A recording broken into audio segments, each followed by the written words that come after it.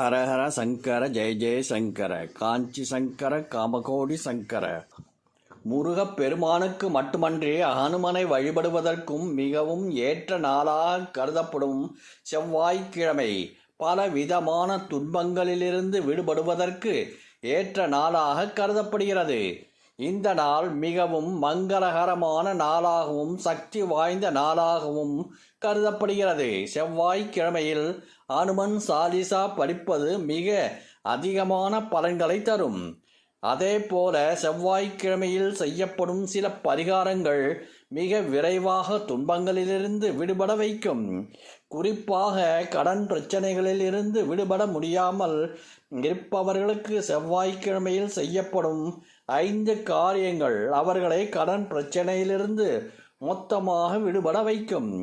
அதே போல வாழ்க்கையில் அடுத்தடுத்து வரும் தடைகள், நீண்ட காலமாக தீராமல் இருக்கும் பிரச்சனைகள் இருந்தும் விடுபட முடியும்.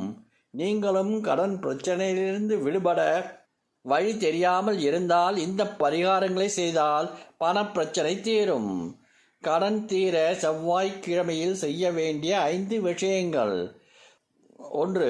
கடுமையான பொருளாதார நெருக்கடி சிக்கல் கொண்டிருப்பவர்கள், தீராத கடன் தொல்லையில் சிக்கி இருப்பவர்கள் செவ்வாய்க்கிழமை அன்று சிவப்பு அல்லது ஆரஞ்சு நிற கயிற்றை எடுத்து அனுமனின் பாதங்களில் வைத்து, அனுமன் பாதத்திலிருந்து செந்தூரை எடுத்து நெற்றியில் வைத்து கொண்டு, பிறகு அனுமன் பாதத்தில் வைத்த கயிறையும் எடுத்து கைகளில் கட்டிக்கொள்ள வேண்டும். இது அனுமனின் அருளால் பிரச்சனைகளிலிருந்து வெளியே வர உதவும். செவ்வாய்க்கிழமை அதிகாலையில் எழுந்து குளித்துவிட்டு அனுமனை வழிபட வேண்டும். பிறகு துளசி இலையில் சந்தனத்தால் ஸ்ரீராம் என எழுத வேண்டும். மொத்தம் 40 இலைகளில் இதுபோன்று எழுத வேண்டும். பிறகு இந்த இலைகளை அனுமன் சாலிசா ஒவ்வொரு பாடலுக்கு 1 இலை வீதம் அனுமனுக்கு அர்ச்சனை செய்து வழிபட வேண்டும். இப்படி செய்தால் தடைகள், பிரச்சனைகள் விலகி விருப்பங்கள் நிறைவேறும். கடன் பிரச்சனையிலிருந்து விடுபட முடியும். செவ்வாய்க்கிழமையில் அரச மரத்தை வழிபடுவதால் கடன் பிரச்சனைகள் குறையும். செவ்வாய்க்கிழமையில் அரச மரத்தடியில் பால் மற்றும் தண்ணீர் ஊற்றி வழிபடுவதால் நாம் நினைத்த காரியங்கள் நிறைவேறும்.